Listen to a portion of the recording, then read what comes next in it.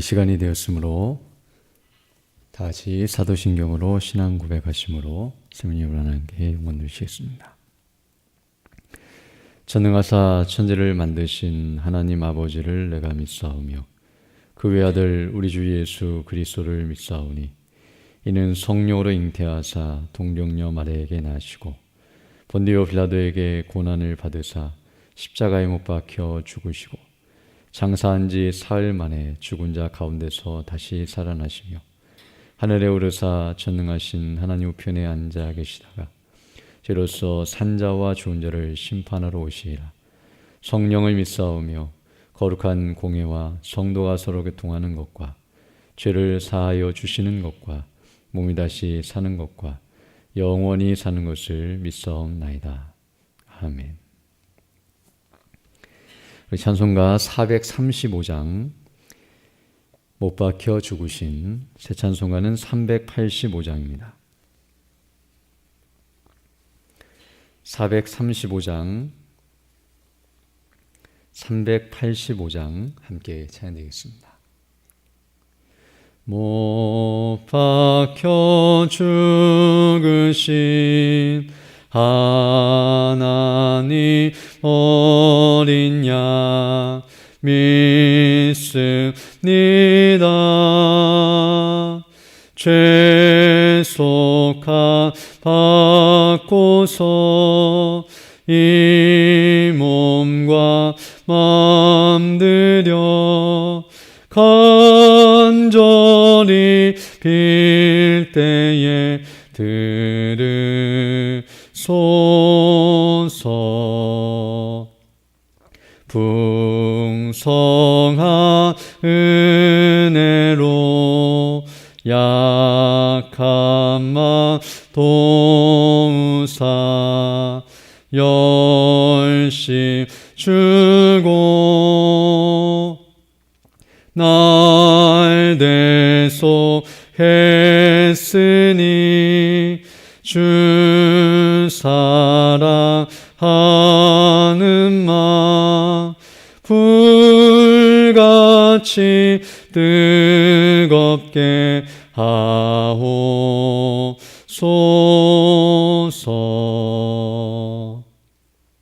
이 세상 어두워 길 찾기 고난이 인도하사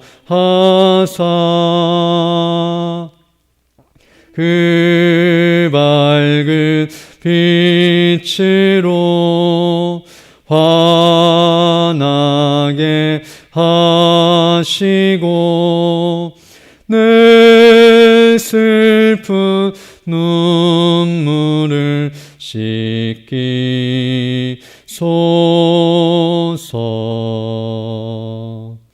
내 생명 꿈같이 이 세상 떠날 때 부르시고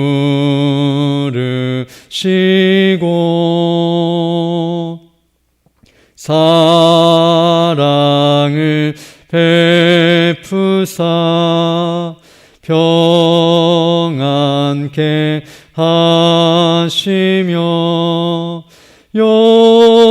영생을 누리게 하옵소서.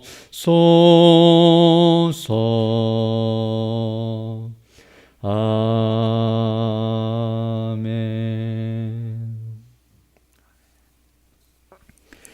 하나님 말씀은 욥기 18장 13절로 21절 말씀입니다.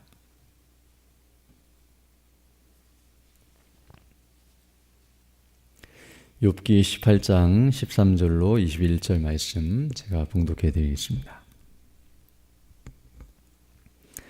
그의 백체가 먹히리니 곧 사망의 장자가 그 지체를 먹을 것이며 그가 그 의뢰하던 장막에서 뽑혀서 무서움의 왕에게로 잡혀가고 그에게 속하지 않은 자가 그 장막에 거하리니 유황이 그 처소에 뿌려질 것이며 아래서는 그 뿌리가 마르고 위에서는 그 가지가 찍힐 것이며 그의 기념이 땅에서 없어지고 그의 이름이 거리에서 전함이 없을 것이며 그는 광명 중에서 흑암으로 몰려 들어가며 세상에서 쫓겨날 것이며 그는 그 백성 가운데서 아들도 없고 손자도 없을 것이며 그의 거하던 곳에는 한 사람도 남은 자가 없을 것이라.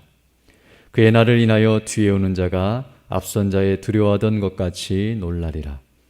불의한 자의 집이 이러하고 하나님을 알지 못하는 자의 처소도 그러하니라. 아멘. 오늘 읽은 이 본문 말씀은 1절에서 말씀하는 것처럼 수앗 사람 빌닷, 곧 욥의 친구가 욥에게 해주고 있는 말이었습니다. 이미 앞 시간에 우리가 한번 살펴본 바 있는데요. 오늘 본문의 내용은 바로 악인은 망하게 된다는 사실을 말해주고 있습니다. 그래서 우리가 읽지 않았지만 5절로 오늘 본문 앞절인 12절까지의 내용에서는 악인의 빛은 꺼지고, 즉 그들은 어둠 가운데 거하게 되고, 그리고 그들은 재앙이 임하여 망하게 된다는 사실, 즉 덫에 걸리거나 함정에 빠져서 스스로 멸망할 수밖에 없다는 사실을 말해주고 있고요. 그리고 오늘 본문 13절부터 21절의 말씀을 보게 되면 이런 악인은 망하되 조금만 망하는 것이 아니라 완전히 망하여 남는 것이 하나도 없게 될 것이다. 즉 그의 자손, 그 자신도 망할 뿐만 아니라 그의 자식도 그리고 그의 후손도 한 사람도 남지 않거나 다 멸망에 이르게 될 것을 말해주고 있습니다. 즉 십계명에서 말하는 것처럼 하나님을 경외하지 않고 그 율법을 어기는 자들, 그들은 3, 4대까지 망하게 될 것이라고 말하는 것처럼 악인들은 이와 같이 다 뽑히고 다 멸망에 이를 것을 분명하게 말해주고 있습니다. 그래서 오늘 본문 13절부터 보게 되면 그의 백체가 먹히리니, 즉 악인의 망함을 이렇게 말해주고 있는데요. 곧 사망의 장자가 그 지체를 먹을 것이며 라고 말함으로써 사망 그리고 그 질병이 그에게 찾아와서 그의 몸이 죽게 될 것이다 라고 말해주고 있습니다. 그리고 그가 그 의뢰하던 장막에서 뽑혀서 무서움의 왕에게로 잡혀가고 그에게 속하지 않은 자가 그 장막에 거하리니 유황이 그 처소에 뿌려질 것이며 라고 말씀해주고 있습니다. 즉 그가 죽을 뿐만 아니라 그가 거하던 그 장막에 유황이 뿌려져서 그의 남아있는 모든 것을 다 불태워버리고 없애버릴 것을 이와 같이 말해주고 있습니다.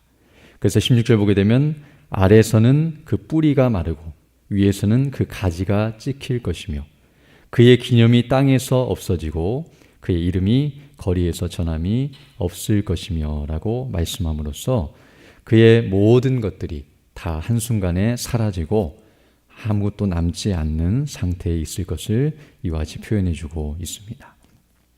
또한 악인들은 18절 보게 되면 그는 광명 중에서 흑암으로 몰려 들어가며 세상에서 쫓겨날 것이며 그는 그 백성 가운데서 아들도 없고 손자도 없을 것이며 그의 거하던 곳에는 한 사람도 남은 자가 없을 것이라 라고 말씀해주고 있습니다. 즉 어두움 가운데 거할 뿐만 아니라 스스로 멸망할 뿐만 아니라 아들도 없고 손자도 없어서 더 이상 대가 이어지지 않을 뿐만 아니라 그에게 속한 모든 것들은 다 멸하여지고 망하여서 남는 것이 하나도 없는 그런 비참한 상태에 있게 될 것을 이와 같이 표현해주고 있습니다. 그러면서 20절을 보게 되면 그의 날을 인하여, 그가 이렇게 된 것을 인하여 뒤에 오는 자가 앞선 자의 두려워하던 것 같이 놀라리라 라고 말씀함으로써 후대 사람들이 이 모습을 보면서 악인들은 이렇게 멸망하는구나 라는 것을 느끼며 두려워하게 되고, 그리고 그런 악인의 삶을 사는 것이 얼마나 비참한 인생인가를 분명하게 알게 될 것을 이와 같이 말해주고 있습니다. 그래서 이제 마지막 절 21절에서 말하기를 이런 사람이 누구인가? 즉 불의한 자의 집이 이러하고 하나님을 알지 못하는 자의 처소도 그러하니라 라고 말씀해 줌으로써 바로 하나님을 알지 않는 자, 불신자들인데요. 바로 하나님을 믿지 아니하고 우리 예수님을 믿지 아니하고 그런 멸망 가운데 있는 인생들, 곧 하나님께 범죄한 악인들의 집이 이와 같이 망할 것을 분명하게 말해주고 있습니다. 이러한 친구들의 말, 지금 계속 친구들이 욥에게 해주고 있는 말의 내용을 우리가 살펴보고 있는데요. 오늘 본문은 빌닷이라고 하는 친구가 하고 있는 말이고, 그 말의 내용은 악인은 망하게 된다는 사실이었는데요. 이 말은 빌닷 혼자만 말하고 있는 것이 아니라 이미 앞선 친구들, 다른 엘리바스라든지 소발이라든지 다른 그 친구들도 똑같은 내용을 반복적으로 계속 말하고 있다는 것을 우리는 살펴본 바 있습니다. 즉 표현은 다를지라도 그 본질은 동일했는데요. 악인은 반드시 망하게 된다는 사실을 계속 줄기차게 주장하고 있습니다. 오늘 우리는 그 내용, 즉 악인의 멸망에 대해서 살펴보지 않고 지금 왜 친구들이 이런 말을 하고 있는가, 그 이유, 더 정확히 표현하면 이런 말을 하고 있는 친구들의 본심을 우리가 지금 살펴보고 있습니다. 왜냐하면 이미 앞에서 악인의 멸망에 대해서 살펴본 바 있기 때문에 이제는 이런 말을 하고 있는 그들의 중심과 그 목적을 우리가 함께 살펴보고 있습니다. 그래서 이미 지난 시간에, 앞선 시간에 말씀드린 것처럼 이 친구들은 지금 욥에게 악인은 멸망한다는 사실을 말해주고 있는 것이 아니라는 것을 우리는 알아야 합니다. 왜냐하면 악인이 멸망한다는 이 내용은 욥도 이미 알고 있는 사실이었습니다. 욥도 이것을 인정하고 있고, 그리고 그렇게 된다는 것을 말하는 것은 성경의 진리입니다. 그래서 욥도 이 사실을 다 이미 깨닫고 있었고, 또 그것을 거부하거나 부인하는 것이 아니었음에도 불구하고 지금 친구들이 계속 이 말을 하고 있는 이유는 무엇이냐면 바로 그 악인이 욥이라는 사실, 즉 욥이 바로 그런 악인이라고 말하고 있다는 사실을 우리는 알게 됩니다. 즉 악인은 고난을 당하고 그리고 반드시 멸망하게 되어 있는데, 지금 욥이 고난을 당하여, 즉 이런 여러 고난들을 당하고 이제 망한 것처럼 보이는 이런 현실은 그가 악인이기 때문이고, 바로 이런 고난당하는 모습은 그가 악인이라는 것을 확인시켜주는 증거물이라고 계속 말하고 있는 것임을 알 수 있습니다. 그래서 친구들은 오늘 본문의 내용을 통해서 사실 돌려서 얘기하고 있는데요. 악인이 이렇게 망하게 되는데 너의 상황을 보니, 네가 당하고 있는 이 모습들 보니 너도 악인이다. 네가 이렇게 되어 있는 것은 악인의 전철을 밟고 있는 것이고 악인의 모습과 똑같다라고 그를 책망하고 또 그를 비난하고 조롱하고 있는 모습이라는 것을 알 수 있습니다. 오늘 본문의 내용을 잘 보게 되면 욥의 상황과 일치한다는 것을 알게 되는데요. 오늘 여기 13절부터는 그 악인들은 그 사망의 장자, 병이 찾아오고 그래서 죽게 되고 멸망하게 된다는 사실과 그 자식도 없고 손자도 없어서 모든 것이 다 없어지게 될 것이고, 또 악인의 빛은 꺼지고 악인은 재앙을 당하게 될 것이라고 계속 말하고 있는데요. 지금 욥이 그 재산이 빼앗기고 자식들이 다 죽고 그리고 몸까지 다 병들어서 죽어가고 있는 모습, 그래서 이제 그에게 남아있는 것은 하나도 없고 이제 멸망하는 것밖에 없는 이런 비참한 상태에 있는 욥을 보면서 지금 네가 이런 상태에 있는 것이 악인의 모습과 똑같다라고 이렇게 말해주고 있는 것임을 알 수 있습니다. 그리고 더 나아가서 이와 같은 친구들의 말은 어떤 의미에서는 사단이 바로 이 친구들을 통해서 욥을 시험하고 그리고 그를 공격하고 있는 모습이라는 것을 우리는 알 수 있습니다. 즉 사단은 앞에서 처음에는 이런 큰 고난을 그에게 줄 뿐만 아니라 이제 친구들을 통해서 그 고난의 의미를 잘못 해석하게 만들고 그것을 가지고 욥을 계속 비난하며 그를 조롱하고 업신여기고 결국에는 멸망하게 만들려고 하는 시도였다는 것을 알 수 있습니다.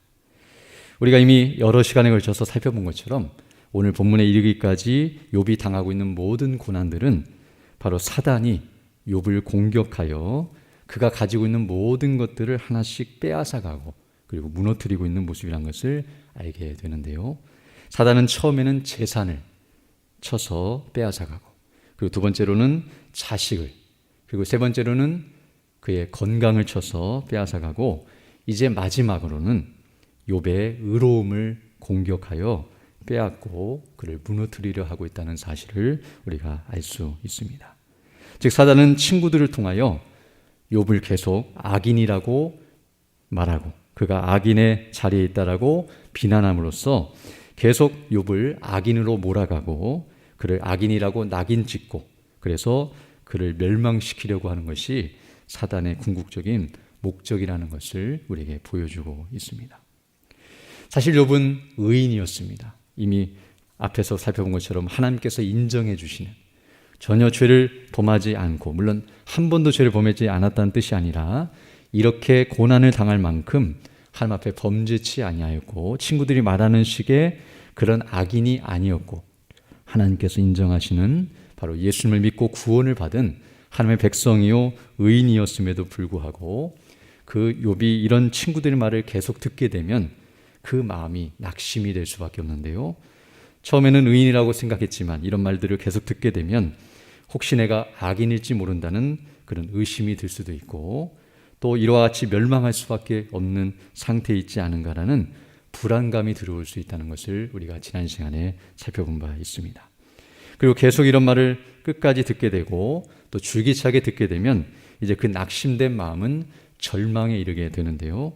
앞서서는 의심을 하고 불안감이 느껴졌다면 이제는 계속해서 그 말을 듣게 되면 진짜 내가 악인이라는 확신이 들고 그리고 이제 나는 완전히 망하고 멸망했다는 두려움의 마음이 들게 됩니다. 즉 성도라 할지라도 고난을 당하고 그 고난 가운데서 계속 사람들이 네가 이런 고난을 당하고 어려움을 당하는 것 보니 하나님이 너를 버리셨고 너는 악인에 속하였고 이대로 멸망하여 지옥에 갈 것이라고 그렇게 비난하고 조롱하게 되면 처음에 내가 예수를 믿고 구원을 받은 것처럼 보이지만 우리 자신의 현실은 바뀌지 않고 계속 이와 같은 모습으로 나아가게 되고 사람들마저도 수군거리고 나에 대해서 좋지 않은 말을 하게 되면 사람의 마음속에 이와 같은 두려움과 불안이 들어서 정말 내가 구원에서 떨어진 것은 아닌가 그리고 이대로 멸망해서 지옥에 가는 것은 아닌가라는 그런 두려움과 고통 가운데서 하나님을 등지고 떠나게 되거나 때로는 굉장히 비참한 가운데 처하게 된다는 사실을 우리에게 보여주고 있습니다.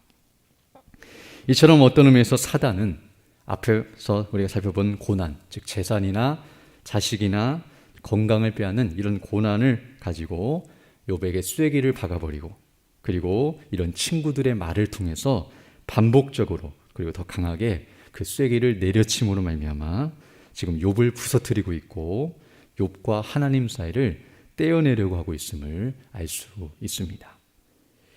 그러므로 욥은 그런 이야기를 계속 들으면서 지금 여기서 이제 무너지게 되면 앞에서 빼앗겼던 것들은 그의 소유물들이었는데요.